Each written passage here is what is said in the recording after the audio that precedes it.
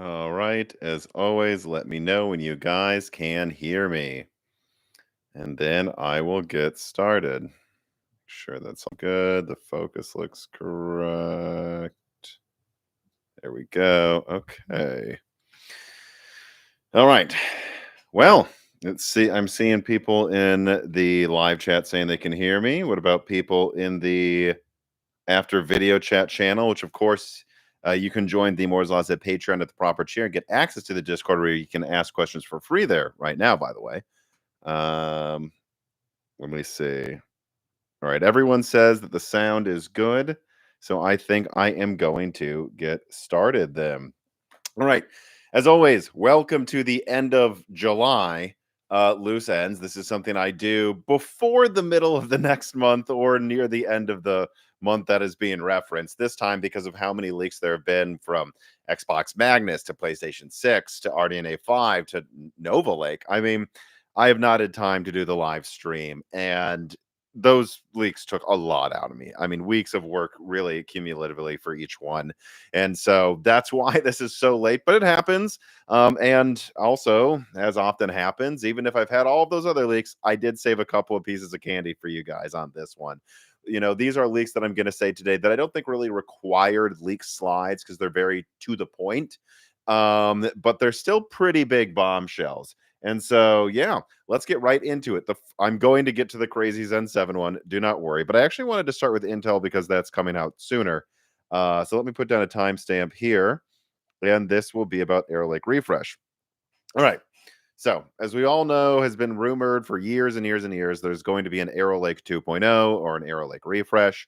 And, initially, I was told that Intel was planning to do some 8 plus 16, 8 plus 32. So kind of like what they did with Raptor Lake from Alder Lake, doubling little cores, upping clocks, and trying to keep up with Zen 6 in that way, or beat Zen 6 or Zen 5 before Zen 6 comes out. Now, of course, I put out rumors say that nope, looks like that was canceled. Other people have. Then rumors came out, including from me, that said that Arrow Lake Refresh was going to get a much faster NPU and a few other enhancements. Then I said, kind of sounds like that's not happening. I now have the up-to-date information on what Intel's Arrow Lake Refresh plans are, and they're actually better than I expected. So look, let me get this out of the way. No, this isn't going to be a Zen 6 competitor.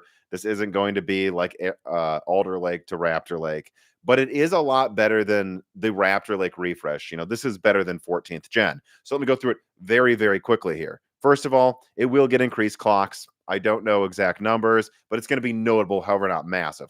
Don't expect the Arrow Lake Refresh to go from where it is now, like 5.7 gigahertz to like 7 gigahertz or something. But, you'll get some more. My suspicion would be they'd aim for 6 gigahertz, but, I can't say for sure. But so you'll get that. But then in addition to that, and this is what was surprising to me, they're also going to increase the ring bus clock quite a bit. Now, for those who don't know, the ring bus being clocked too high is one of the main reasons, from what I was told, that Raptor Lake products all started failing. And so they really, really underclocked it with Arrow Lake 1.0. The Arrow Lake Refresh that's coming out later this year should have a decently faster ring bus, and an overclocked die-to-die clock. Meaning, and this is an inherent design problem that's been in Meteor Lake and Arrow Lake until now. It's not going to completely fix this, but they are planning to increase the die-to-die clock as well, which will alleviate a lot of the bottlenecks we're seeing in Arrow Lake. And so let's add that up. Higher clocks, higher ring bus clock, higher core clocks, higher ring bus clock, and higher die-to-die clocks. All in total, I am told this should bring around a 7 to 10% uplift in games. Don't know about multi-threading and such, but in general, you're going to, I'd say, at least 5% across the board, and 10% in a lot of applications, including games. And there may be some edge cases where it's above 10% because of the bottlenecks being improved. And another fun thing, I am told that they're not planning to overclock the TDP a ton. Who knows? Maybe last minute they'll plan to make this thing consume 300 watts or something. But from what I was told, they're not. And that's why I think this is actually much more interesting than the Raptor Lake Refresh, and in some ways more interesting than Raptor Lake over Alder Lake in general. They plan to bring you 10% higher gaming performance, just like Raptor Lake did over Alder Lake, but they plan to do it without burning down your house. And also, just genuinely having everything at same clocks work a bit better because the ring bus clock is higher, because the die-to-die clock is better. So it isn't just rebranded Arrow Lake, and they do plan to do a full marketing push with this. Now, is it enough to really threaten Zen 5? I mean, look, non Vcache Zen 5, this will probably just end up basically winning across the board by 5 to 10% then, right? Because right now they're a little behind in some things. Recent updates have improved it. And with this, I think it's just going to kind of beat Zen 5. But I don't think it'll beat Zen 5 X3D in gaming. And in fact, I believe that AMD's refresh of Zen 5 coming later this year is, or at least at the beginning of next year, by then I would say, is probably going to be enough where AMD will comfortably keep their gaming performance lead about where it is now. Maybe they'll go from winning by 30% or whatever it is in games to 25%, but they'll be able to maintain a gaming lead that's pretty substantial. Well, probably trading blows with Arrow Lake refresh in multi-threading. So again, competition is good though. This will lower prices. This will, give some sort of an upgrade, I suppose, to someone that got like a Core Ultra 285, Core Ultra 5 245. Maybe they could go to the new Ultra 9 and get a notable thing, improvement. So it's better than nothing. And actually, moving on now to another leak before I get to the Zen 7 stuff. And by the way, if you have any questions, put it in the tipped questions now. I will save them and get to them after I get through these leaks. So keep the questions coming because you want them to be sorted first so that you've asked them before I end the live stream. But anyways, let's now move on to the Zen 5 refresh leak here. Zen 5 refresh. Okay. So that's Arrow Lake refresh, And again, I'm told there will be a full marketing push. This isn't going to be a silent drop. They really, and they're going to do everything they can to get this out this year. All right. But AMD is going to respond as well, I'm told. And I don't have a whole lot of information here. One interesting thing I did hear, though, about the Zen 5 refresh is that they're probably going to have better RAM support because they're going to bin memory controllers for these new products. Now, does that mean it's like a new stepping in addition to binning them? I don't know. But at a minimum, they plan to have faster standard RAM support for these new Zen 5 chips. And then, of course, I'm sure this will go hand in hand with higher clocks. How much higher clocks? Well, we've already seen a lot of people overclock Zen 5 to 6 gigahertz. My suspicion would be AMD is going to try to launch some X3D 5.7 to 6 gigahertz product with faster RAM support. And again, if they do manage all of that, I'm not confirming that's how high they'll get it, but if they did manage to get an X3D product above 5.7 gigahertz with faster RAM, I do think that would be enough to mitigate the performance uplift Arrow Lake refresh will bring.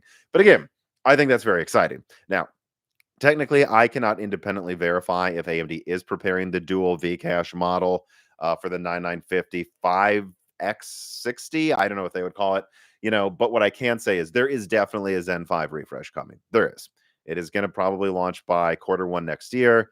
And so, at least a faster memory support is what I know right now and higher clocks. And hopefully, they also manage to finally give us the double Vcache model. But so that's interesting. I know none of this is crazy. This isn't as exciting as Zen 6 and Robo Lake, but I would say that means that Q4 of this year, we're going to see some new CPUs that will be competing with each other, which will drive down prices more. So that's good news. All right, now let me move on to the thing that if I had to guess, all of you clicked on this for because it is the craziest news in the headline of this live stream. Let us move on to the Zen 7 on AM5 leak. So, yep, Zen 7 will be supported on AM5, or at least those are the current plans. I've seen extensive documentation over the past couple weeks, or really, well, yeah, I'd say a couple of weeks now. I mean, if you've been following me closely on Broken Silicon, in fact, I saw some fans in the YouTube comments and in the Moore's Law is Dead Discord say this. They're either like, wait, did Tom just drop a hint that Zen 7's coming to AM5? To all of those people that were suspecting that, yes, I was totally dropping hints. By the way, I've been dropping hints about PlayStation 6 and other things as well in recent Broken Silicons. I will not confirm what the hints mean until I get the leaks out. But yes, I'll admit it. If you notice me talking differently about something, like all of a sudden I go from saying, AM5 will support at least Zen 6, and you hear me, and like I say, at least Zen 6 instead of it'll stop at Zen 6. I didn't technically say I'll support Zen 7, but yes, the people who read into that, they were correct. Um, Anyways, though, and I want to be very clear about this. It directly says it in documentation for Zen 7 plans. Like it just says on AM5 package. So this is happening at least as of now. And this was seemingly a recent decision. Basically, the way so because it's not just the documentation, I also talked to another source at AMD about this that has also heard this. This person said that it's kind of like Zen 3. Google it, everybody. You can see this in AMD interviews. Zen 3 originally was going to be on AM5. That was the plan, or at least whatever would have become AM5. And somewhere late in development, they said, we can make it work on AM4. We're going to make it work on AM4. It sounds like that's what's happened with Zen 7 here, where if you'll notice, actually, in most of my Zen 7 leaks, I've kind of said probably AM6, maybe AM6. It was never 100% decided, though. It just seemed over time more and more likely they would do AM6 until, I guess, a month or something ago, they made the decision to put it on AM5. And that means that they will be bringing 32 cores to AM5 probably in 2028. I don't have an exact date, but I know Zen 6 launches next year. And then they'll be rolling out Zen 6 Halo through 27. So to me, that would tell me that that probably Zen 7 is 2028. I guess narrow chance it's end of 2027, but probably 2028. Just to clear up another thing too, it also does reuse the Zen 6 Olympic Ridge IO die. So that is the IO die that has much lower latency, much better RAM support that Zen 6 is going to get next year on AM5. Zen 7 reuses it, just like Zen 3 and almost 4, but no. But Zen 3 reused Zen 2's, and Zen 5 reused Zen 4's IO die. So, yep, they're continuing that. And again, 32 cores coming to AM5. I think this is very exciting. This means, let's just say it, everybody. AM5 is going to have more longevity than AM4. You will, and I have a friend I was talking to last night about this. He has a 7700X right now. He got for like $400 with free RAM at Micro Center. How long ago was that? In 2022, when he finally built his new desktop from a Broadwell desktop he had before that, by the way. And 6 years later, he can upgrade from 8-core Zen 8-core Zen 4 to 32-core Zen 5. That's going to have, how much more IPC is that than Zen 4? 1.16 times probably 1.15 times probably 1.15 again. Yeah, so we're looking at that's 5, 6, 7, at least 50% more IPC, double the cores, and substantially lower latency, better Vcache. What an uplift. I think this is a bigger deal than Zen 1 to Zen 3. Or at a minimum, I know Zen 5 wasn't as exciting as the other ones. At a minimum, this will be just as big as if you went from Zen 1 to Zen 3 X3D. So this is awesome. And I'm trying to see if there's anything other notes here I have here. Oh, one more note about this.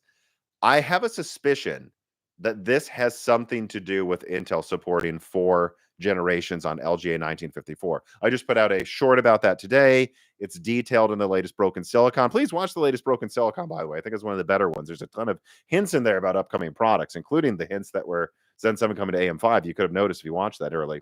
But, one thing I talk about in that is a recent leak from mine about Nova Lake that, I know Nova Lake is going to require a new motherboard platform, LGA 1954, next year, and that sucks. No one's going to want to do that.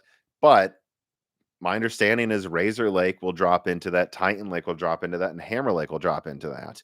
And so I have a suspicion that AMD was like 60-40, 60-40 if Zen 7 should go to AM6. And then they probably caught wind that Intel was finally going to not be stupid, and they're going to put 4 generations on the next motherboard platform. And then they probably said, well, if we can make Zen 7 work on AM5, and it seems like they clearly can, then that means we need to make that happen so that when we're selling Zen 6, we can say, don't worry, this will be supported till 2030 or something. And thus hinting, you don't need to worry. You don't want to get Nova Lake to have that last till, how long will that probably, 2032 or something? You want to get our platform that will last almost as long as this new one they're launching. We're, making it clear that it's Zen 4, Zen 5, Zen 6, and Zen 7 on there at least. Who knows? Maybe a Zen 7 Plus.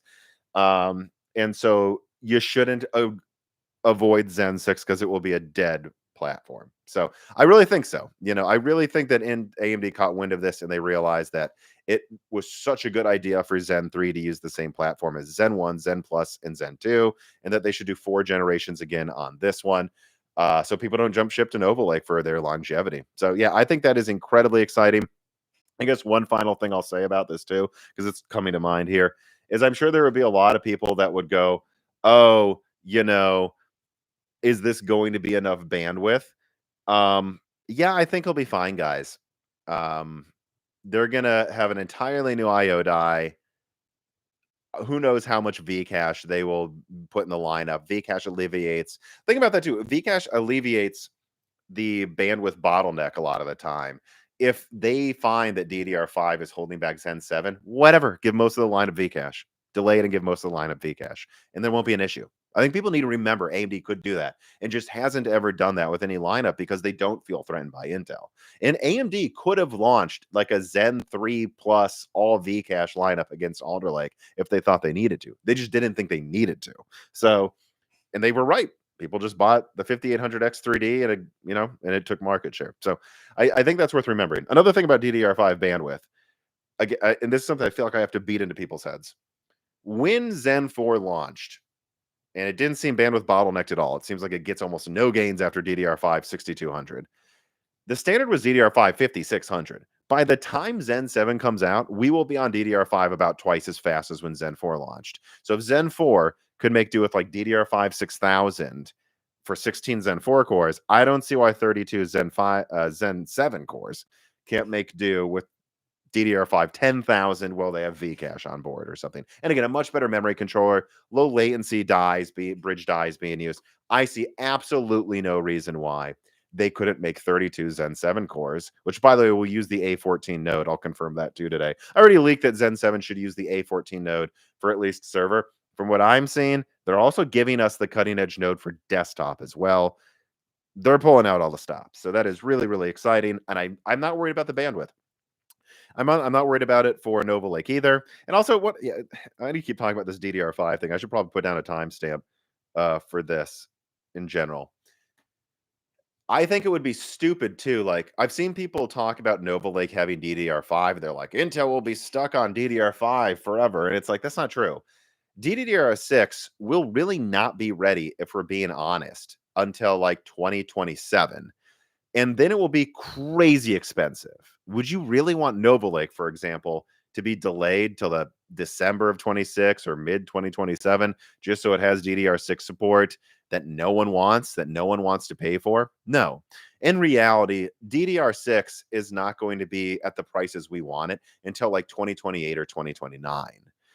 And, that's why, again, there was a Zen 3 Plus planned with DDR5 support. It was canceled by the end of 2020. So that a lot of the rumors about that were bullshit. But there were in 2019 some ideas. Maybe we'll do a Zen 3 Plus DDR5 4800 launch with AM5 early. And AMD canceled it because they're like, DDR5 is going to be so expensive, no one's going to want it that early. And I think that's the decision that Intel and AMD are also making right now with Nova Lake, Razor Lake, and Zen 7, is that they're going, yeah, look, server Zen 7, some server Zen 6 even will support DDR6, but the people in server will pay for that when it's really expensive. Nobody on desktop's going to want to go spend $300 on like 32 or 64 gigabytes of RAM for this crap. So we might as well just wait until, that's cheap enough. If the performance difference isn't that huge, we might as well just do that. So that's I just wanted to get all of that stuff out of the way about DDR5 versus DDR6. I don't see it as being a big problem at all. I think he'll be fine. All right. And now I have a ton of questions, some from tipped people, some submitted for free through the Patreon. Again, join the Patreon, people. You can submit questions to this stuff. But first, we need to get to an ad from ZipRecruiter. Finding great candidates to hire can be like trying to find a website that quotes my PS6 leaks correctly. It's incredibly hard to wade through tons of information and find the correct pick, whether that means finding an article that actually understands that I did say Magnus has higher rasterization performance than Orion, or finding enough candidates with the right skills and experience. But not with ZipRecruiter. ZipRecruiter finds amazing candidates for you fast. And right now you can try for free. Again, you're supporting the channel for free if you just go down to the link in the description and check out ziprecruiter.com/work. If you check it out, you'll find that ZipRecruiter's smart technology identifies top talent for your roles quickly. You'll see immediately after you post your job that ZipRecruiter's powerful matching technology starts showing you qualified people. And also, ZipRecruiter lets you connect with top candidates as soon as possible. You can use ZipRecruiter's pre-written invite to apply message to personally reach out to your favorite candidates and encourage them to apply sooner. So ditch the other hiring sites and let ZipRecruiter find what you're looking for. The needle in a haystack, or that one article that actually watched one of my entire videos correctly for the context. Seriously though, 4 out of 5 employers who post on ZipRecruiter get a quality candidate within the first day. So try it out for free. Try it out for free. Use the link below and try it out. Say Moore's Law is Dead sent you. It is free at the exclusive web address below, ziprecruiter.com/work. Again, that's ziprecruiter.com/work. ZipRecruiter, the smartest way to hire. All right, let us continue then. All right, let me see the tipped questions here. We got some RDNA questions, some CPU questions. So let's do the CPU questions first. Dwight Baldwin writes in, thank you for the tip, and says, I've been reading that PCIe 6.0 won't be out in the consumer market for a number of years. What are your thoughts? That would not surprise me at all. I mean, we're just now getting graphics cards with PCIe Gen 5 support. I don't think we need PCIe Gen 6 for a while. We're barely saturating Gen 5 NVMEs. I would not be surprised if we don't get PCIe 6 motherboards until like Zen 7 or like Titan Lake or something. Again, not confirming that. I don't remember too if like one of those had some Zen 6 support, but to my memory, even Razor Lake, because I haven't put this leak out yet, but to my memory, even the Razor Lake probably doesn't have it, at least not in most of the motherboards. So that wouldn't surprise me. This isn't something off the top of my head I can remember from all the stuff I've been looking through, but I don't see PCIe 6 listed anywhere consumer to my memory for a number of years. So yes, that doesn't surprise me. Jao Fontoura writes in and says, hi, Tom. If Zen 7 is compatible with AM5, will it maintain 24 cores and 48 threads like Zen 6 or go up to 32? Well, you should check out this YouTube channel, Joa. Thank you for writing in.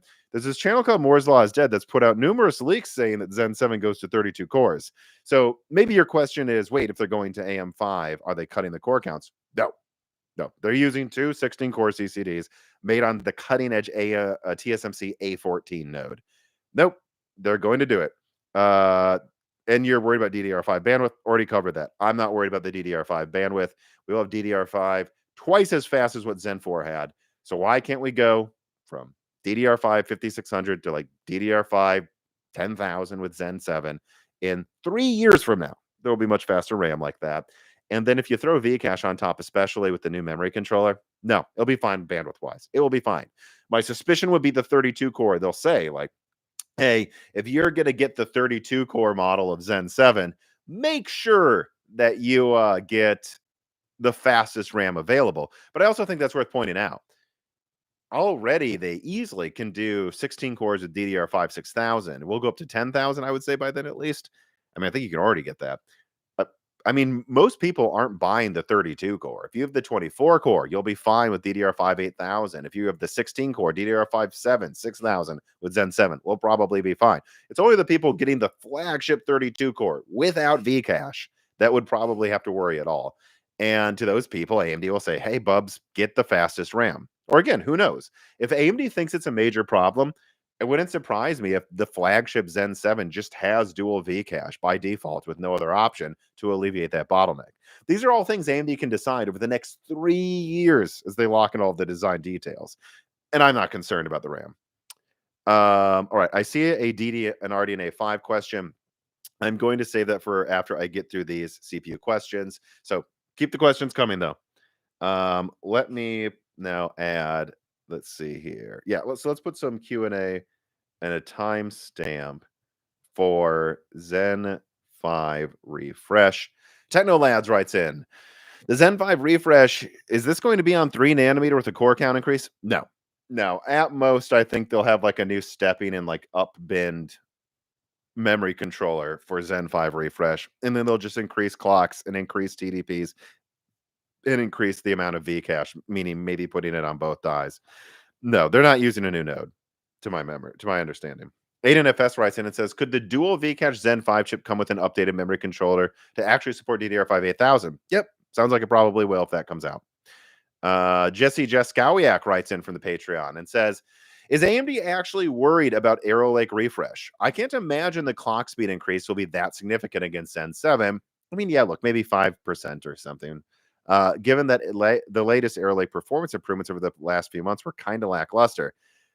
I mean, look, if Arrow Lake increases its performance 10% across the board with the refresh, that's enough that a lot of their products look that little bit more tantalizing versus Zen 5.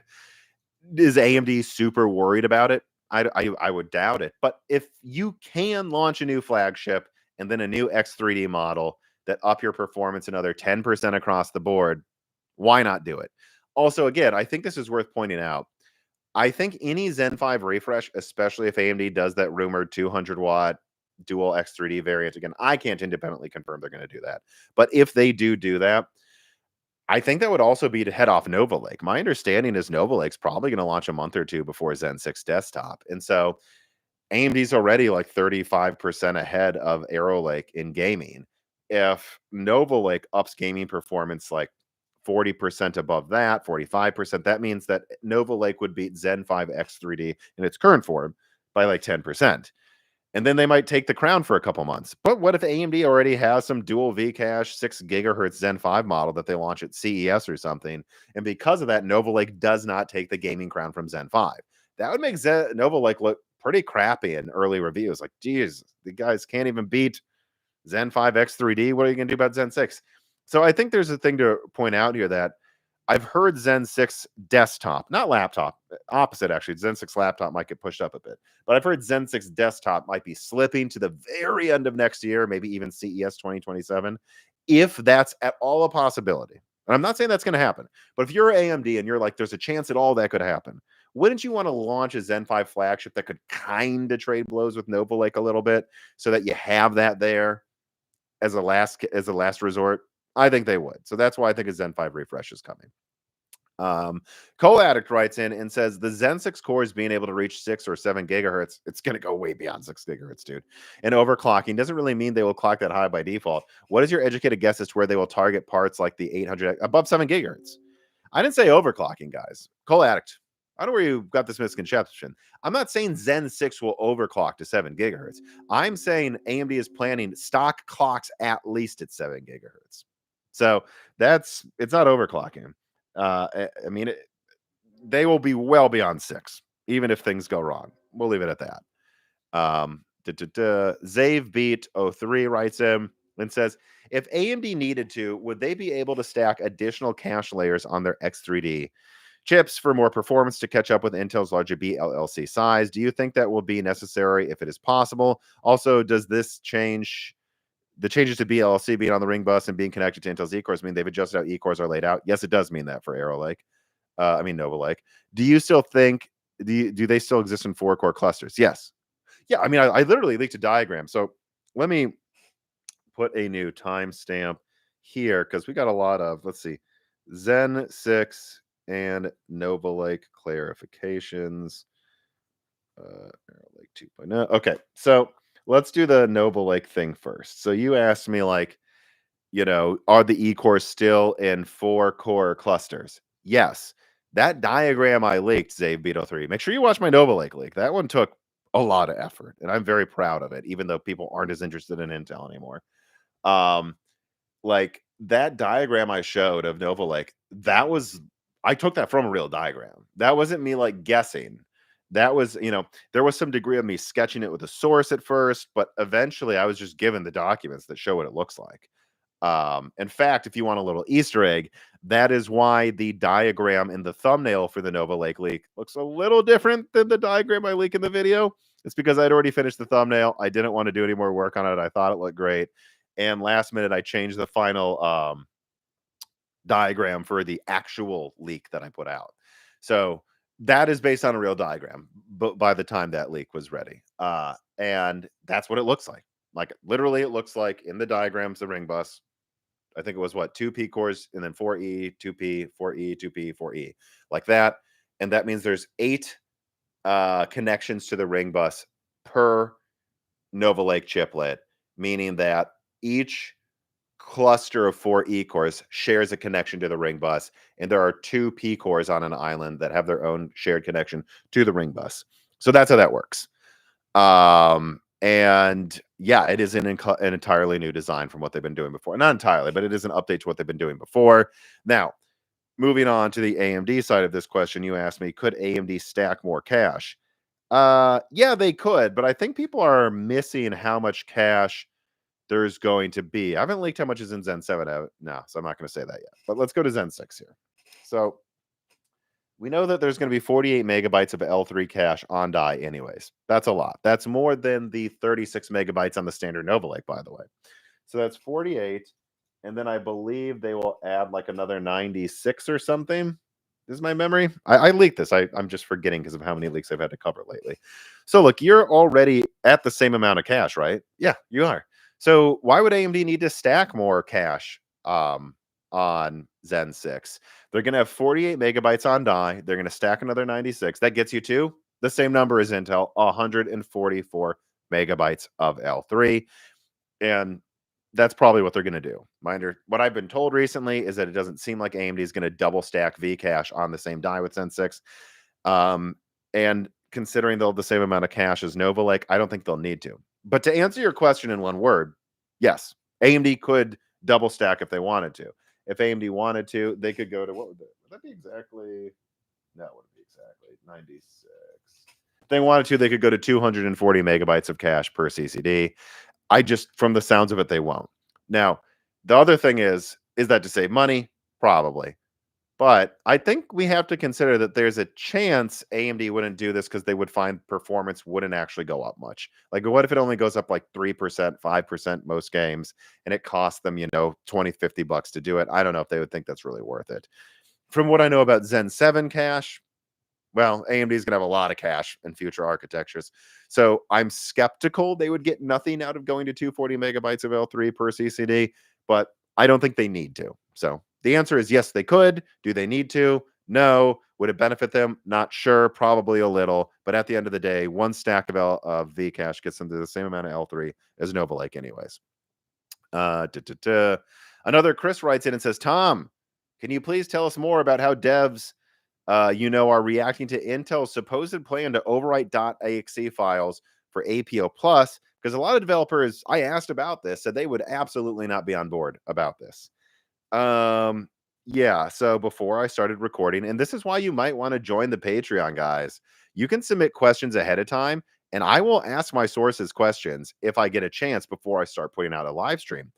I asked developers, and all of them across the board said they don't want the APU Plus thing where they rewrite the executable. In fact, one of them who has an online game said if you did that, you would break the game because we have it digitally signed with DRM. So you're not doing that. Another one just said they wouldn't be on board.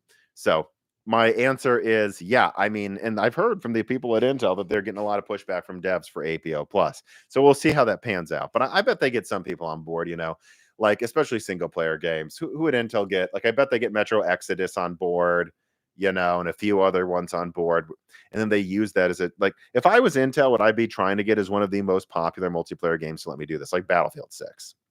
Like, if you got Battlefield 6 to be on board with APU Plus and work with the devs to have it supported in their EXE, not forcing them, but actually working with them, and then that gave you like a 25% FPS boost to Intel, you could then do that and hold that up to Call of Duty and say, well, Battlefield did it, and look what it got us. People might want to play Battlefield because it just runs better on Intel. And then maybe Call of Duty would feel forced to play ball. And then AMD would probably feel forced to try their own version of APU. And so I think that's probably where this is going to go. But yes, the idea of forcing a rewrite of EXEs without the devs' consent, my guess is if they do that, that's going to be limited to a bunch of indie games and older games and games that they know won't break from DRM. And it's going to have a lot of problems if they try to do it, with the most modern multiplayer games, obviously. Okay. Shay writes in and said, are 4 generations of planned support for LGA 1954 a classic Intel bluster that they won't live up to? Should they focus on smaller steps to improve consistency and execution? They at least intend to. I know, and this is the caveat that I gave when I talked about, LGA 1954 supporting multiple generations. But originally with LGA, what is it? 1851, what Arrow Lake uses right now. They intended Meteor Lake to launch on that in like, what was it? That had been 2023. Yeah, I think that would have been 20. No, I guess it would have been like early 24 is what they would have wanted. Yeah. And they totally intended, or whenever Arrow Lake came out a year before that, they would have wanted the Meteor Lake desktop. And that never happened because Meteor Lake just didn't pan out, especially in hyper. If you clock it higher, it just wasn't very good. It wasn't worth it over Raptor Lake. Well, now we know it probably would have been because Raptor Lake broke when you overclocked it. But I guess in hindsight, they probably should have launched Meteor Lake desktop. But anyways, though, so they never launched that. And then there were plans for a Panther Lake or an Arrow Lake 8+32 follow up to the current Arrow Lake we have now, and those all got canceled for desktop. So yeah, look, before Intel had plans for 3 generations of truly new products on the current platform that's only going to get 1.5 basically. And could that happen with LGA 1954? Sure, it could. But what I can say right now is this.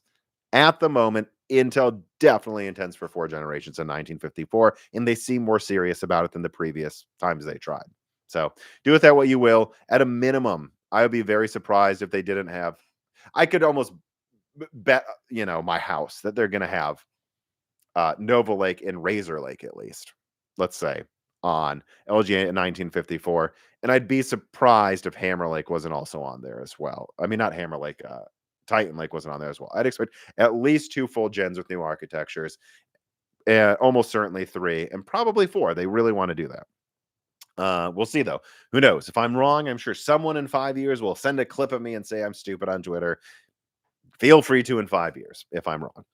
Kira Boom writes in and says, "Hi, Tom. I recently saw 2 rumors online. One was that AMD is discontinuing the Ryzen 7 5700X 3D. Yeah, I mean, I've talked about that on Broken Silicon. They are. 2 was that Ryzen 9000G would use Zen 4 again, like the Ryzen 8000G did instead of Zen 5. Yeah, I don't know how well Strix Point works on AM5. I think they have some actual issues with that." He goes, "But I'm wondering, with AM5, AMD slowly closing down AM4, will AMD make a proper entry APU for AM5? Yes. Part of what sold Zen in AM4 to the low-end do-it-yourself PC builder was the dream of having a B350 or 450 motherboard that could start out with something like an Athlon 200 GE, then later find a sub $200 graphics card, then years later upgrade to Zen 3X 3D. AM5 currently doesn't have something like that, and it's hard for PC builders on YouTube to recommend AM5 to people with a budget less than $750. Budget less than $750, so $200 motherboard. Not me anymore. I would just recommend AM5 wholeheartedly now. I think it's gotten cheap enough and there's enough budget options. You can get used Zen 4 CPUs pretty cheap on eBay. So I disagree. I would fully recommend AM5 at this point over AM4. Unless you already have AM4. Again, different situation. But to answer your question, what is AMD going to do, with APUs on AM5? I know for a fact we're getting Zen 6 APUs on AM5. I think I've already said that multiple times. I'll say it again here. Clip it, share it, tell people to subscribe to Moore's Law is Dead for more leaks like this. I'll confirm, including documents I've seen this week. Zen 6 APUs are coming to AM5. I can't promise you how strong they will get, but I know at least the bottom one seems to be. Like the point one seems to be. So yeah, they will give you something better than Phoenix on AM5. And I'm pretty sure Zen 7 is going to bring some good APUs as well. Like this seems like this is going to be part of some videos I'm preparing and writing scripts for already. There's clearly a plan here for AMD to have more and more of their products share parts across AM5, laptop, server. That includes their APUs and the chiplets the APUs will use as well. So there's going to be more APUs coming to AM5. I just think we have to accept that Strix Point really wasn't built for that. But Phoenix and Hawkpoint easily can fit in the AM5 package. Strix Point struggles with that a little bit, but some of their newer APUs have a smaller die that fits in easier. And frankly, that more easily matches the DDR5 speeds. That's another thing you got to think about. Like, obviously, Strix Halo can't fit in AM5. It's too big. But like, even if you found a way to kind of fit it in there, like I heard they were trying to, like you're going to be limited to 128-bit DDR5, meaning only the worst yields would make any sense. Even Strix Point, I have. Let me see here. Let me do that fancy trick that I do. Like I'm going to be honest. I'm trying to get a hold of another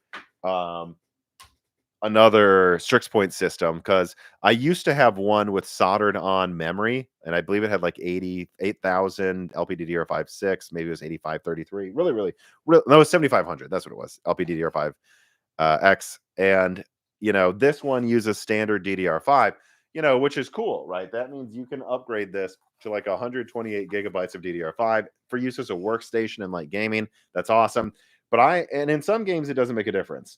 But I noticed this thing here, even with a higher TDP than a LPDDR5X Strix Point system, so like maybe like, I don't know, if I push this to like 54, 65 watts versus that with like 35, 40 something watts, I found the lower wattage model outperformed this one because its RAM was like 30, 40% faster. And in some games, like the direct RAM speed difference, like a 40% difference in performance to the point where this was only, and again, it's not most games, but there were some games where this thing was only 10% faster than Hotpoint because of that memory speed being DDR5 5600.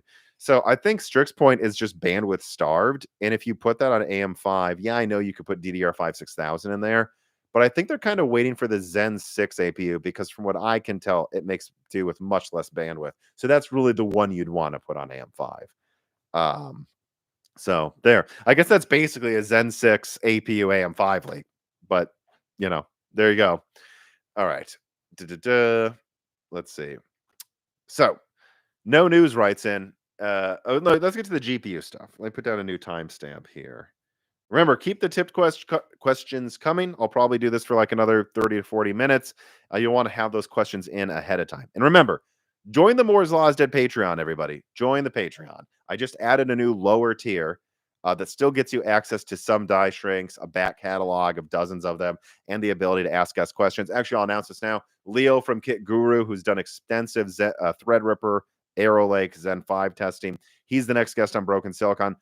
Join it at the lowest tier, $1.28. You can ask Leo questions for the next Broken Silicon. Of course, higher tiers get you access to tons of die shrinks, the Discord, and at the 512-bit tier, you can ask free questions for loose ends. But anyways, let's see here. A person who sent a tipped question, though, is named DJ Aftershock. And naughty DJ Aftershock. And he writes in, people don't know RDNA 5 should scale better at higher CU counts via its new work graph schedulers and async dispatch controllers that are being introduced. Yeah, I mean, look, I don't know what you want me to say. From what I can tell with RDNA 5, it doesn't seem like it's aiming for massively higher clocks than RDNA 4. I think that's something everyone always likes to bet. Like, remember the rumors, that I heard and then walked back before the launch of Ampere. Oh, it's going to hit 3 gigahertz, and then the RDNA 5 is going to hit 4 gigahertz, like all this crap. Like, they don't always go for higher clocks every gen. I think RDNA 5, from what I can tell, it'll be clocked a little faster than RDNA 4, but probably a little. It's really just going to hundreds of compute units from 64. And it's going to do so where it scales effectively. There's a lot of work that goes into just scaling up from 64 to like whatever is 192 compute units on its own.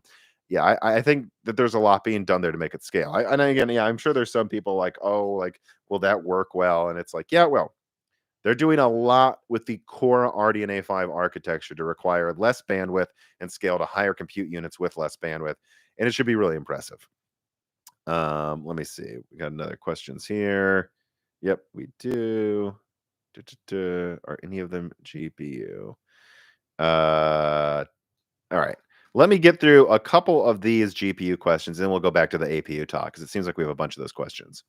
All right. Philippe Anikik writes in and says, I have an RX 9070 XT, and I have not seen much FSR4 support in games other than using OptiScaler, which is not a big issue for 1440p above 120 FPS, to be fair, but not being able to access FSR4 on most games without a third-party tool on zero multiplayer games I'm currently playing either. Is Radeon waiting for FSR Redstone to push more devs to the newest FSR?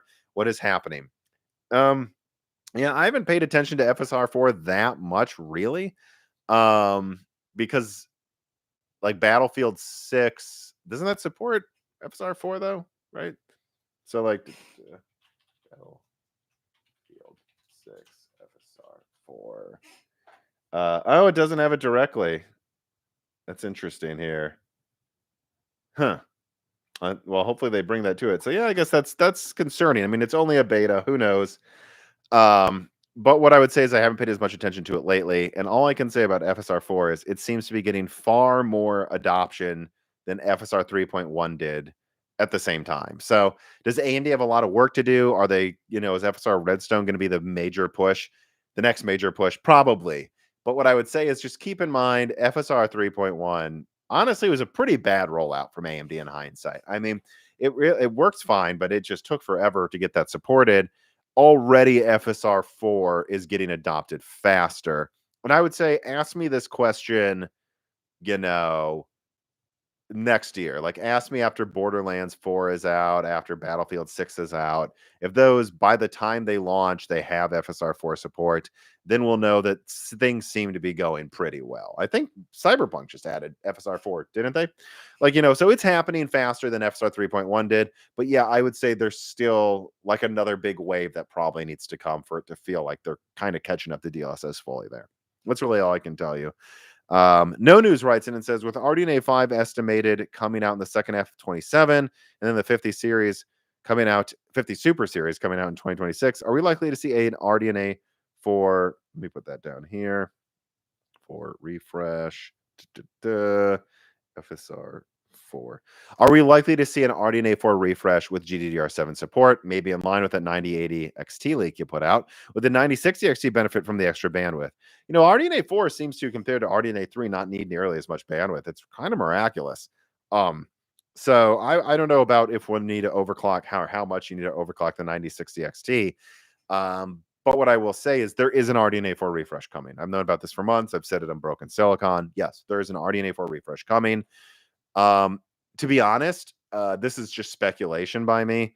But lately, my suspicion has been that AMD is preparing a big Zen 5 refresh, RDNA 4 refresh, maybe with that 9080 XT. Hopefully, we'll see. At the same time at CES next year. Could be wrong. Maybe it's coming sooner. But I kind of get the feeling that, like, when you look at Lisa Su's recent statements in the AMD earnings for quarter 2, she directly says something like, graphics card margins are okay. They're not as good as CPU though.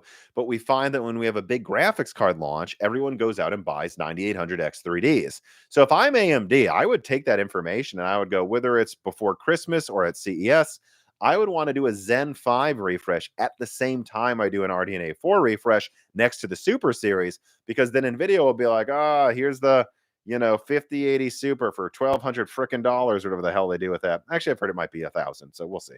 Of course, if it's really 1,000 or if that's just a fake price, we'll have to find out. But like, you could see NVIDIA coming out and being like, this is the 5080 Super 24 gigabyte, $999.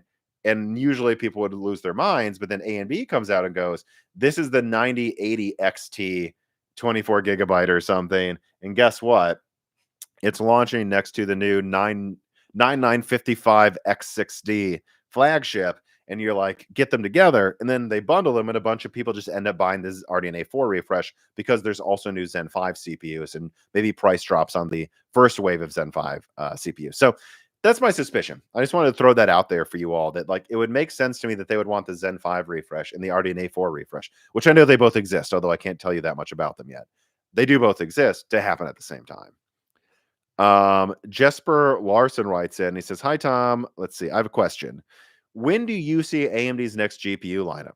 You should subscribe to this channel come Moore's Law is Dead. I already put out a whole graph showing 2027. But he says 2027 after summer, or will it depend on the release date for the 60? Or, I mean, I think as long as it's polished, they're going to launch it as soon as possible.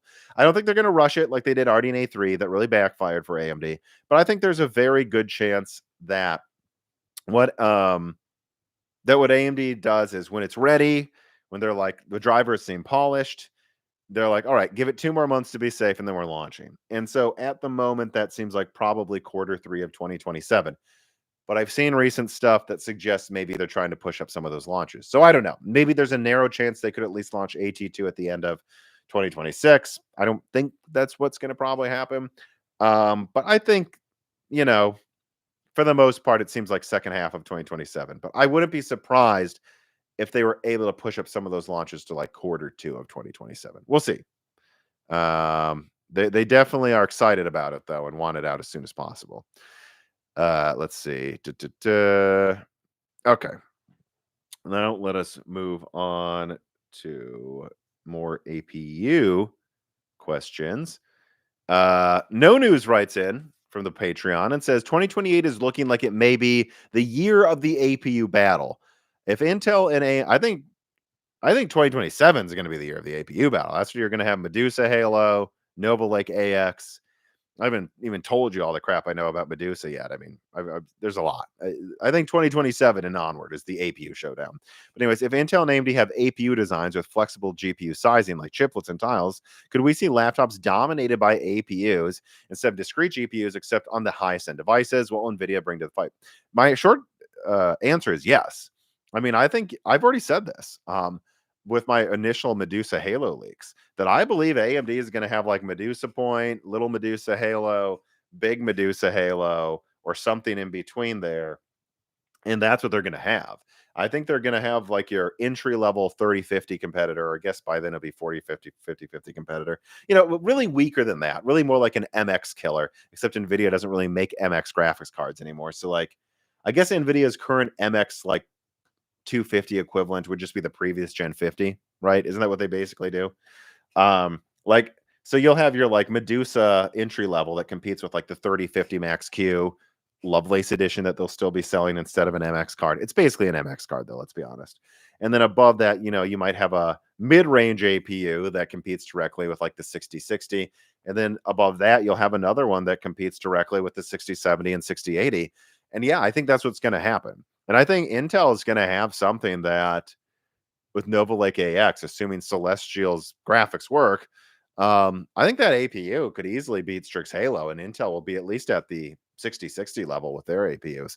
So yeah, I think you're going to see that happen. Now, to the people that say Strix Halo is super expensive, blah blah blah blah blah, a ton of laptops are being announced right now that have like $1,000 sub $1,500 prices and come with Strix Halo.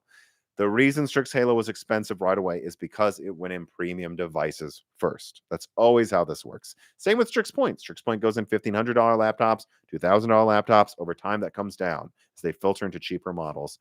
I think you're going to find that by the time Medusa Halo is launching, you're getting Strix Halo laptops for the same price as 4060 laptops that are blown out of the water anytime you need more than 8 gigabytes of VRAM with better stability too.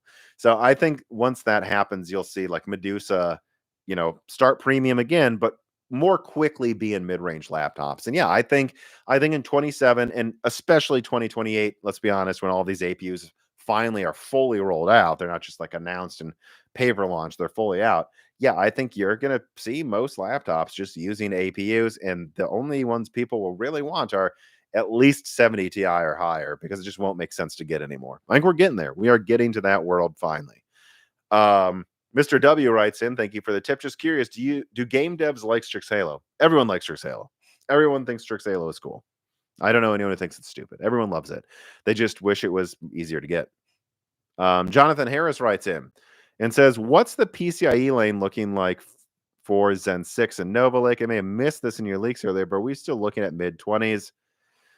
I think someone else already claims to know what Nova Lake's PCIe is. It's like slightly more, isn't it? Maybe people can write in below or in the Moore's Law said Discord. Isn't that already leaked by someone else claiming, that Nova Lake's like 4 more lanes or something than Arrow Lake? So that sounds about right to me. For Zen 6 chipset, I don't know yet. So I'll just be honest. I don't know yet. But if I was AMD, I would do a new chipset with more lanes. And a new IO die would allow them to do that more easily. So I don't know. I would think so, though.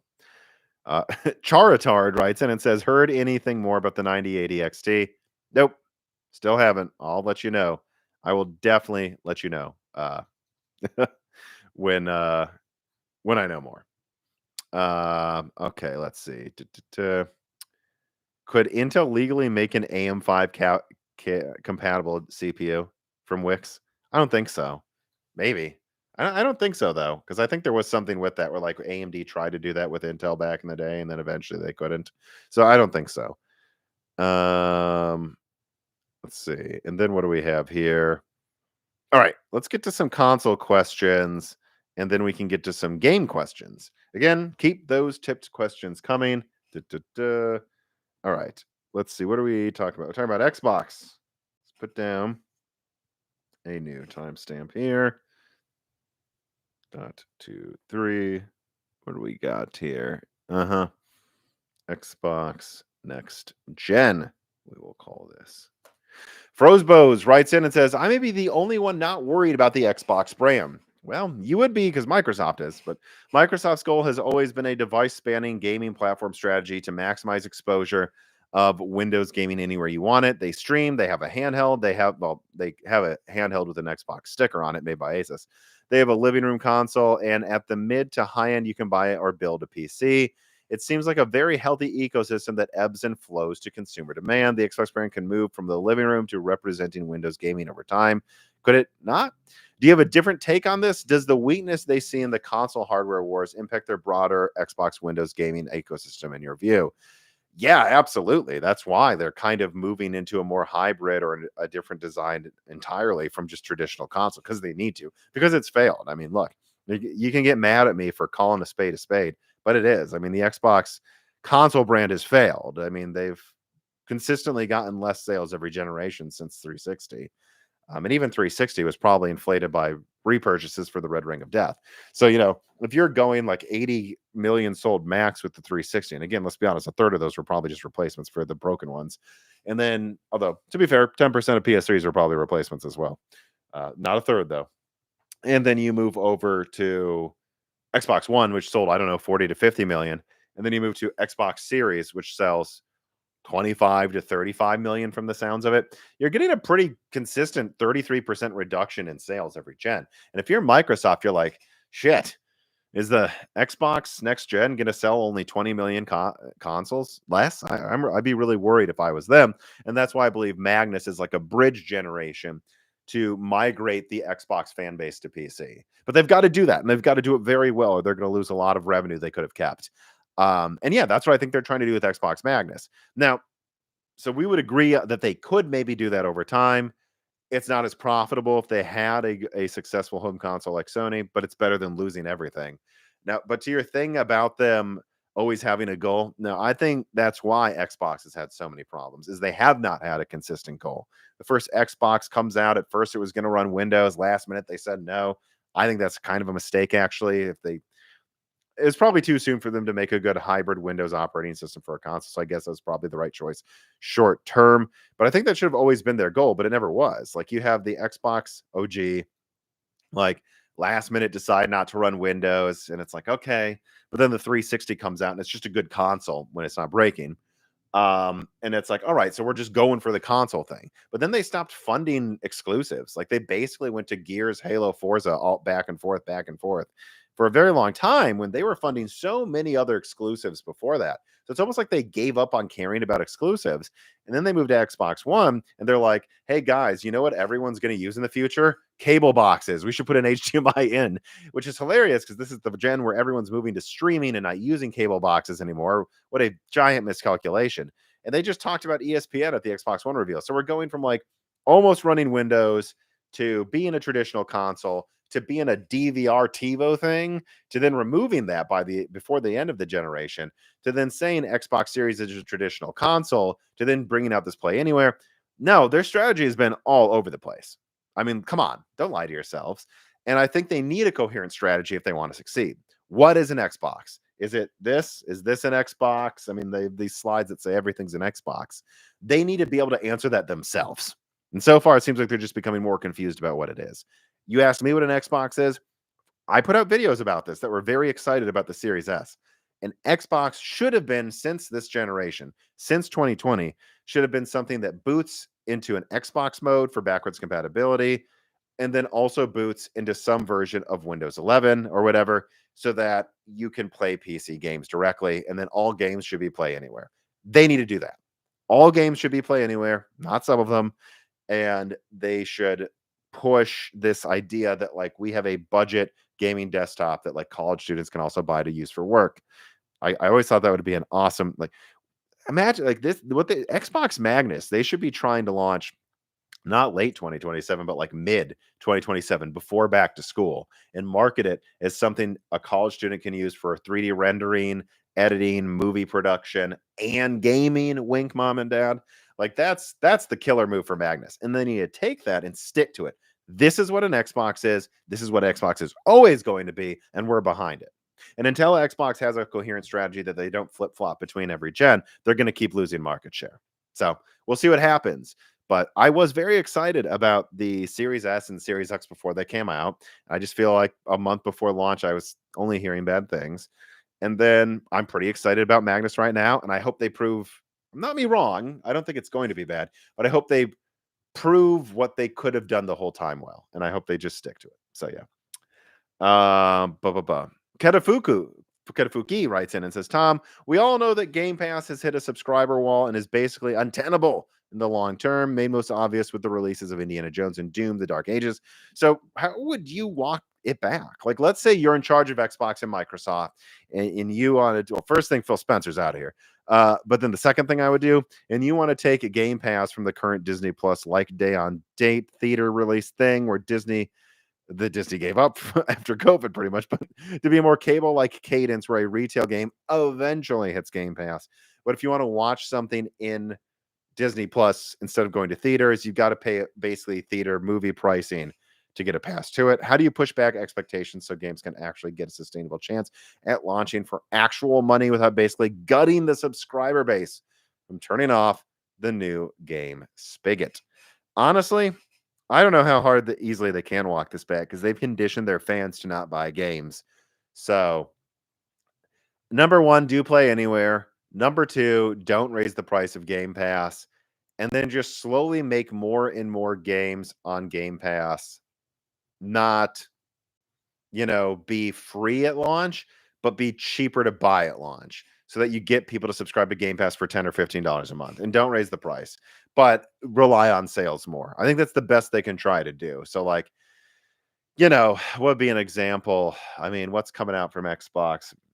I don't know. We know there will always be a new Forza. So let's say the new Forza is coming out, and what they do is they're like, this is going to be $80 or $70. Who knows? They don't really seem to know what they want to do with that right now, actually. But let's say it's $70, and they're like, $70. You can buy it on PlayStation, $70. You can buy it on the Switch eventually, maybe Steam, $70, whatever. But if you buy it through the Xbox app on PC or on your Xbox, you get it for 20% off, let's say, maybe 15, whatever that number is. That's just enough where people go, ooh, I want this new game at launch, and I can get it for like $55 or something instead of 70 if I get it on the Xbox app. And I could use that on my new Xbox handheld. I could use that on a Series X, blah, blah, blah, blah, blah. That's what you would do. And then just, people would say, why isn't it free? But you'd go, yeah, but you're getting it for a discount. And as long as they don't make Game Pass too expensive, you're still saving money every month. And then just over time, you're just kind of like slowly walking back day and date. And then you're releasing older games like that are a year or two old to Game Pass, like a year or two after they come out. In addition to every now and then something that's only 6 months old comes on there. That's the best I think you can try to do. Don't overcharge for it so people don't get rid of it. And so that they see it as still valuable, that you have all of these games on it that you can still play for free. But if you want the newest cutting edge game, yeah, look, maybe it's $50 instead of 70 or something. But it is 50 instead of 70. So you might as well sign up for Game Pass to get that anyways. That's what they would have to do. And also make your devs actually release games. I mean, the amount of studios they have that aren't producing as many games as they should is shocking. So that is what I would advise them to do, right? Because the pure Game Pass model doesn't really seem to work. Let me take a swig of this quickly here. Also, again, please click the like button below and double check that you're subscribed right now. And then also, please click the ZipRecruiter link in the link below as well. That will also help the channel a ton. Please, everybody, there's over 700 of you watching. Please give us a like. All right. So, Bespoke exclamation point writes in. Let me put down a new timestamp for this. We'll call it PS6 versus Magnus. All right. Bespoke exclamation point writes in and says, pretend for a moment that you are a mere console peasant without a strong gaming PC. Based off the information that you know, but have yet to leak. Oh, so you're trying to get me to hint at what it is, or information that you can speculate on, which next-gen console excites you more? Well, the PlayStation 6 handheld does. Like, it's not even the the home console. The PS6 handheld excites me because it seems like a traditional handheld that's not, this big. It's like normal sized, and it seems like it will play all games next gen, conceivably playing all PlayStation and AAA game releases for the next, 10, 15 years, depending on how long PS6 is supported. So that excites me the most. I think that will bring competition to the Switch. It will make sure that Valve's Steam Deck is as good as it possibly can be, because I don't really think the Xbox Ally is going to do anything to the Steam Deck. So PlayStation 6 handheld is what I'm most excited for. After that, I'm more excited about Xbox Magnus and the PS6 and like what it will do for you know, what it will do for the landscape itself. Because you're right, okay, again though, you're saying if I didn't have, I was about to say, because if I have a gaming PC, I'm just excited about what this will do for ray tracing, minimum game support, all of that.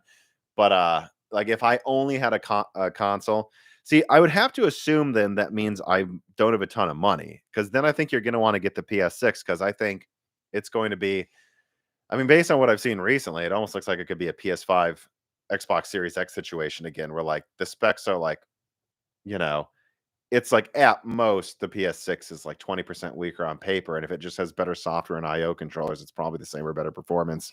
So it kind of looks like a repeat of that, except that this time Sony's maybe remove 10% performance, but also make it a lot cheaper than the Xbox. So if I was just a console peasant, I would be more excited for the PS6 because it's cheaper. But if I was someone that wanted to be in PC gaming, assuming Magnus can run Windows, then Magnus is just another thing. It's not really directly competing. Then it's like, do you want Windows on it or not? If you do, well, then PS6 isn't even an option. But here's the thing, though. Two big things. I can't really tell you for sure until we know the games and the price. If Xbox Magnus, ends up hitting over 3 gigahertz, and the PS6 doesn't have a clock speed advantage, let's say, and like Magnus is $600, PS6 is $500, and Magnus comes with actually a bunch of exclusives or something, then the Magnus looks more enticing. If PS6 comes out and they remaster all their PS3 games and some of their PS4 games with ray tracing and even path tracing, and they actually have a bunch of exclusives this time that they were saving for PS6, and it's only $500 and it's most of the performance, and again, what if PS6 hits like 3.3 gigahertz or something, and it has a clock speed advantage again against Xbox that nullifies the compute unit difference? Because the compute unit difference count, I'll let you guys know, seems about the same as last gen. Then I would say the PS6 is more interesting. But until we know the final prices and the final game support, I don't know how I could tell you which one, if I was a console only gamer, would excite me more. And even then, I would say it's going to depend on, well, is this also going to be a PC for you? Can Magnus be a PC? And if you care about that or not. There's still a lot. I've leaked rough performance estimates for the PlayStation 6, the rough specs of Xbox Magnus. We still don't know final clocks. We still don't know if Sony has some trick up its sleeve with IO controllers or if Xbox does. We still don't know how fast their SSD is going to be. There's a lot. There's a lot we don't know where I can't tell you definitively. But good question, Bespoke exclamation point. All right. Frobos writes in and says, I have an X670E motherboard and a 5090. All right. One Gen 5 SSD and one Gen 4 SSD. I'm worried I am bottlenecking the Gen 5 SSD and the 5090, but unsure if it will translate to a real. And generally speaking, as long as your Gen 4 SSD is pretty fast, most things aren't going to be bottlenecked right now by anything above that speed, really, or like even a little below it. Now, if your question is, are you running Gen 4 as the boot drive and Gen 5 as the game drive? I mean, you probably did that so you didn't have to reinstall Windows. I've done that before with some systems. At the end of the day, just install your games on the Gen 5 SSD and you'll get the loading benefits. And in terms of booting up Windows, it won't make that much of a difference in how fast it does it. So, yeah, I don't know. I mean, I wouldn't worry about bottlenecking your 5090 much, if I understand your question correctly. I don't think it will at all, actually. All right, we got another tipped question here. Zach Miklas writes in and says, Tom, do you think the framework modular type of tech can ever trickle down to home consoles? It could if they want it to, but at the moment, no, it seems like PS6 is probably monolithic. It seems like Xbox Magnus uses chiplets, but it's not like you can remove the chiplet. For now, it seems like moving forward, no, it seems like they're not that modular. However, I bet Sony continues to let you upgrade the SSD. Hopefully, Microsoft does, by the way. Microsoft really with Xbox Magnus should just let you use a normal frickin' solid state drive, not their Vita memory cards that cost $200. But outside of SSDs, I don't really see that changing in the future because ultimately you have to think about this. We're not talking about, at least in the case of the PlayStation, like $2,000 consoles here. We're talking about something that's going to be like $500 to $700. And at that price point, the ability to add modularity itself is going to make this not really worth it. I mean, we're talking about the price of the entire console is a graphics card. One graphics card, one part of a PC is the price of this whole console. And there's a lot of cost reductions you get by not making it modular, by just making it as small as possible, as mass manufacturable in an assembly line, as one design across the board, economy of scale. If you were to make it fully modular with all this crap and that's going to make it cost another 20-30%, and that's just not really ever worth it. I mean, really think about what I'm saying here. Hear me out. Let's say the PS5 had a removable GPU and RAM thing. Okay? Like the framework. If that made the PS5 $600 instead of $500, and then to buy that module to upgrade it was $400, how much are you really saving? The PS5 was $500. The PS5 Pro was $700. Okay. So if you go from that's $1,200 total you're spending. All right. Well, over here, if the PS5 was modular and it was $600, and then you paid a $400 for the module to replace it, but you didn't have to buy the whole console, you're saving $200. And then you can't even sell the old one. I sold my old PS5 when I got a PS5 Pro and got like $300 or more dollars for it. So I didn't really lose any money compared to if it was modular because I could sell the second you make it modular, you can't sell the old thing. I guess you could sell the old module, but who needs to buy a base PS5 module? Who's downgrading to that? No one. So I think you got to think about economy of scale and mass manufacturing. And at the scale, at least PlayStation or Nintendo would do it, the modularity doesn't really make sense economically. It just doesn't. And then someone in the Moore's Laws of Discord just said, not to mention the driver concerns. Exactly. Like, yeah, I don't think so. Like, you can sell your old console to get a new one.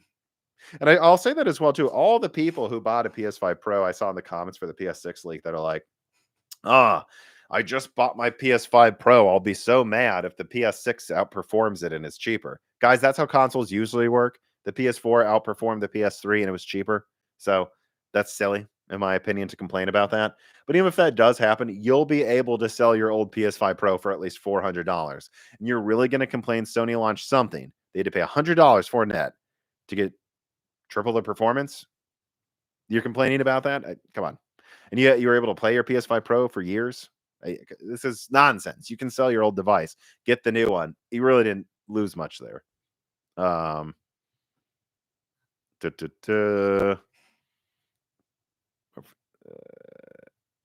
All right, so that is all of the questions, I believe, but keep them coming. And if you're in the Moore's Laws at Discord, remember you can get access to that Discord for just $2.56.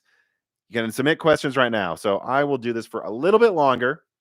So join the after video chat right now in the Moore's Laws at Discord, or of course, send a tipped question in the live chat, and I will get to that as well. But otherwise, I've gotten through all of the Patreon questions and all the tipped ones so far. Let's see. Don't see the point of consoles anymore unless it's a handheld, other than them being cheaper. Yeah, it is cheaper. It's a big reason a lot of people get it. Although, to be honest, man, look, I don't think you get especially with the Series X and the PS5, the ability to press on, instant load a game, and just play. It is a difference. I played Battlefield 6 on the PS5 Pro and the PC. And guess what on PS5 Pro? You didn't need to worry about secure boot. Maps loaded. Honestly, I think Battlefield 6 is one of those modern, finally maximizing the current generation games. Loaded in like 4 seconds. There's a reason you have the ease of use as well. That is why people buy a console. It's cheaper, ease of use. That's it. That's why most people buy most things, by the way, is if it's cheaper or easier to use. Not everyone is bragging about EPing.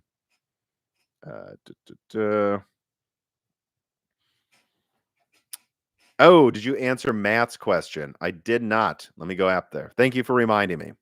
With the perfect. This also dovetails with what I'm already talking about. So let me put a timestamp here. Da-da-da. BF6 modern AAA optimized. Because I do have one more little rant I want to do too. Alderon Matt writes in and says, Intel's last major driver update broke our game. We warned Intel and they still released it, and now Battlefield 6 is also broken. How's Intel handling drivers right now? Seems like they aren't. And was reviewers telling people to buy Intel Arc a mistake? Yes. Yeah, you screwed over your fans if you told people to buy stuff that doesn't work just so that you could get brownie points in the comments and a bunch of likes short term. Yeah. I mean, look, it was a horrible advice. I stand by all my things I've said. Horrible advice. And anyone trying to play Battlefield 6 right now or try to play Starfield or all these other games that are AAA that didn't work, I mean, I would just think at some point some of these people that gave bad advice should apologize. But, they won't. So, yeah, I don't know. I think Intel's drivers are going to be focusing on APUs moving forward. And they should, because clearly they don't have the bandwidth, unlike Nova Lake AX, to handle all this stuff. All right, so I want to get to something too that I was thinking about the other night talking to Dan. And it has to do with Battlefield 6, so this is on topic as well. But like I think with like Death Stranding 2 and then Battlefield 6 and soon GTA 6, I'm sure there will be another game people can mention here. I think we're finally to the point where we're at like it took long enough, but like the Series X and the Series S even and the PS5 are being maximized. Like it sucks that it happened 5 years into the generation, whereas I'd say the 360 was maximized by like 3 years in. PS3 was probably maximized 3-4 years in. And there are always newer games. The Last of Us on PS3 looked better than Killzone 2. I know. But for the most part, I think you were pretty much at a great level of optimization for like 360 and PS3, 3 to 4 years into the generation. And with this generation, it's taken 5. And that's just sad. It's because they had to support Xbox One and PS4. Those have hard drives and 1.6 gigahertz CPUs that massively hold back games. But I think now that I've seen memes online that like Death Stranding 2 is the first PS6 game. It's because it didn't have to support PS4 guys. And I think Battlefield 6 has blown me away. Like I've watched comparison videos of the Xbox Series S even on Battlefield 6. It's shocking. They have a game looking that well at 60 frames per second with that many players on a 4 teraflop Series X. And that makes you think, I think we're there. Battlefield 6, Death Stranding 2, I'm sure soon GTA 6. I think we can finally say we're to the era, the wave of games where they're finally maximizing these consoles for next gen. It's not to say like The Last of Us 2 remastered or like Hellblade 2 didn't look good or something. I'm not, and that those would have been, yeah, they look much better than what you could have put on the previous gen. I'm just saying, like, it's one thing to have like a graphics showcase or to like take The Last of Us 2, which ran 1440p 30 on PS4 Pro, I want to say, and then make it run 4K 70 on the PS5 Pro. It's another thing to have Battlefield 6 running at 120 frames per second with 64 players on screen and buildings collapsing smoothly. I think we can clearly see the benefits now of finally they have optimized for these consoles. And it's just so sad it took so long to get there, I have to say. But I think we're there. I think we are there. And I think that's exciting. And that's good for PC games as well, because I will say Battlefield 6 on my Strix Halo laptop, which is what I tested it on, that thing runs great. I had it at 4K 70, like medium settings. I mean, wow, it looked great. Toph writes in and says, how do you think Nintendo will react to the Sony handheld? A Switch 2 Pro, perhaps? I think a Switch 2 OLED is coming for 27. I'll say. I mean, I don't know this, but we've already seen rumors of that. I think it's happening.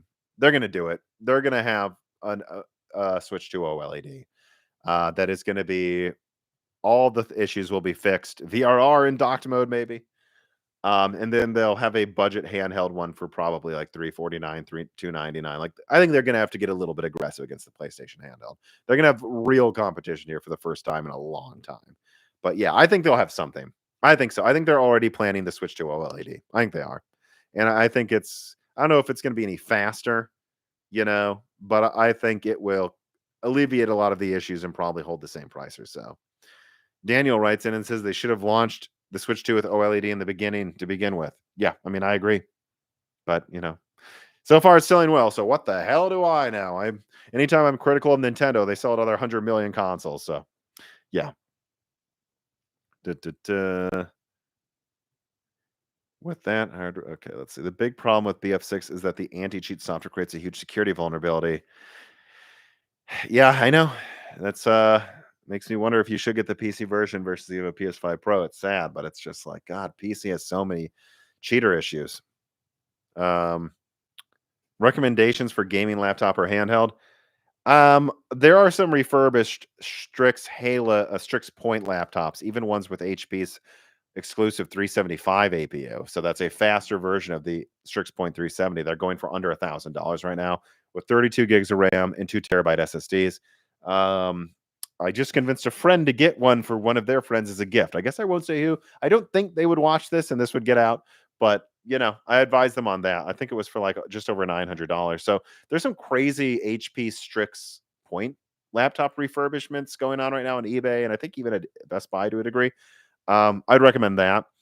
As for, anything stronger than that, I don't really, once you get to Strix Point, I'm sorry, I just don't think you should get dedicated graphics anymore. It's not worth it. Like, I'm telling you, these APU systems crash less, have less issues, have less, like, they just are more consistent performers. And the Strix Point can do 1080p 60. So once you're at that, you're pretty much where you need to be on a laptop. And all this is to say, I mean, if those Strix Halo laptops really do come out, they really are between $1,000 and $1,500, and you really can easily get them and they get decent reviews. I'm not going to recommend any other laptop. Like, full stop. Like, unless you need a 5090 for like 3D modeling or mega scanning, like I've had guests on Broken Cellcom before who do that. I think you're kind of an idiot if you get a dedicated GPU if Strix Halo becomes $1,000. It's just better. I'm just telling you, it's better. It's better. It is better than dedicated cards. Even dedicated cards that will win by 10%. Oh boy, 10% on who cares? It's a laptop. That 10% win is not worth the smoothness, the better frame times you get with unified memory. But we'll see. They're not out yet though, so we'll have to see. Um,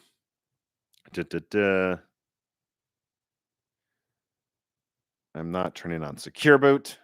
Okay. Victor, stop hating. Ghost of Woke Eye. Oh, what a surprise. People attacking exclusives as being woke. Get a new shtick and touch some grass, dude. Get a new shtick. It's just, you're not annoying.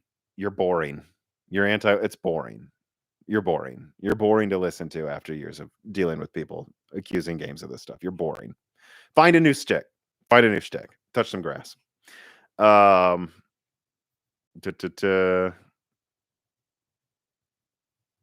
Ryzen AI Max 495 before 2027. Right now, Medusa Halo is planned for 2027, and that's what I assume you're asking. All right. We're getting into arguing over which video games are woke, so I think that's a good place as any to end this live stream. Please make sure that you like the video, share the video, comment down below, and join the Patreon. Make sure you're subscribed to Moore's Law is Dead, guys. Please, all of you watching this, make sure you're subscribed to Moore's Law is Dead, and then also join the Patreon. Lowest tier gets you access to guest questions and a catalog of die shrinks. There's a new lower tier added. So if you only have a little over $1 a month, you can join that. And again, the next guest is Leo from Kit Guru. I've already told him before I booked him, I'll be having Nova Lake leaks coming out, and he's excited to talk about that. And he just tested the latest Arrow Lake updates, so he can talk about what he thinks Arrow Lake refresh will be like. So again, join the Patreon, subscribe to Moore's Law is Dead on YouTube, and have a good weekend, everybody.